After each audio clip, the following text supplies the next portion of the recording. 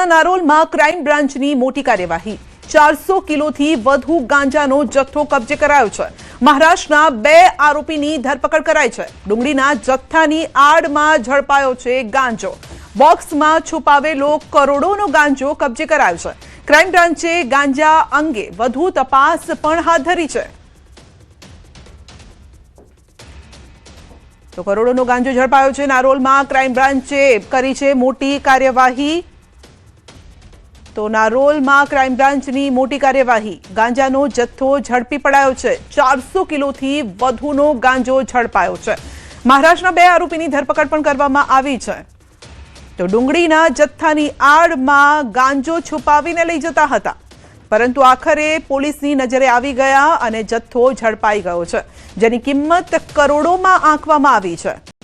તો 400 કિલોથી વધુ ગાંજાનો જથ્થો ઝડપાયો છે। નારોલ ક્રાઇમ બ્રાન્ચે કરી છે મોટી કાર્યવાહી। તો 400 કિલોથી વધુ ગાંજાનો જથ્થો ઝડપાયો છે। હવે બાતમીના આધારે આ ગાંજો ઝડપાયો છે કે તપાસ દરમિયાન ઝડપાયો છે, એ અંગે વિગતો સામે આવી રહી છે। ડુંગળીના જથ્થાની આડમાં આ ગાંજો છુપાવીને લઈ જવામાં આવતો હતો। તો બોક્સની અંદર છુપાવ્યો હતો ગાંજો।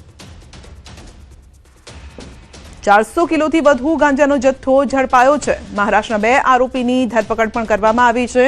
હવે આ ગાંજો કોને વેચવાનો હતો, ક્યાં પહોંચાડવાનો હતો, કોને સપ્લાય કરવાનો હતો, તે અંગે તપાસ હાથ ધરવામાં આવી રહી છે। કારણ કે આટલી મોટી માત્રામાં જ્યારે આ માલ પકડાયો છે, તેનો મતલબ એ છે કે જે ડીલર તરફથી આપવામાં આવ્યો છે એ પણ મોટો હોઈ શકે છે। વધુ અપડેટ મેળવીશું સંવાદદાતા ઋત્વિજ પાસેથી। ઋત્વિજ, મોટી માત્રામાં ગાંજાનો જથ્થો ઝડપાયો છે, ક્યાંથી લવાતો હતો, ક્યાં જઈ રહ્યો હતો? જી સંધ્યા, વાત કરીએ તો હાલ પોલીસ દ્વારા તપાસ કરવામાં આવી રહી છે કે આ ગાંજાનો જથ્થો કોણે મોકલ્યો હતો અને ક્યાં મોકલવાનો હતો। પરંતુ જે પ્રકારે ક્રાઇમ બ્રાન્ચને બાતમી મળી હતી કે જે ગાંજાનો જથ્થો છે તે મોટા પ્રમાણમાં રોડ પરથી નીકળી ગયો છે, તેને આધારે ક્રાઇમ બ્રાન્ચ દ્વારા વોચ ગોઠવવામાં આવી હતી અને જ્યારે આ ટ્રક ત્યાંથી નીકળ્યું હતું ત્યારે તેને રોકીને તેમાં તપાસ કરતા મોટા પ્રમાણમાં ગાંજાનો જથ્થો મળી આવ્યો છે। સાથે સાથે જે 2 વ્યક્તિઓ હતા તેઓની પણ હાલમાં પૂછપરછ કરવામાં આવી રહી છે।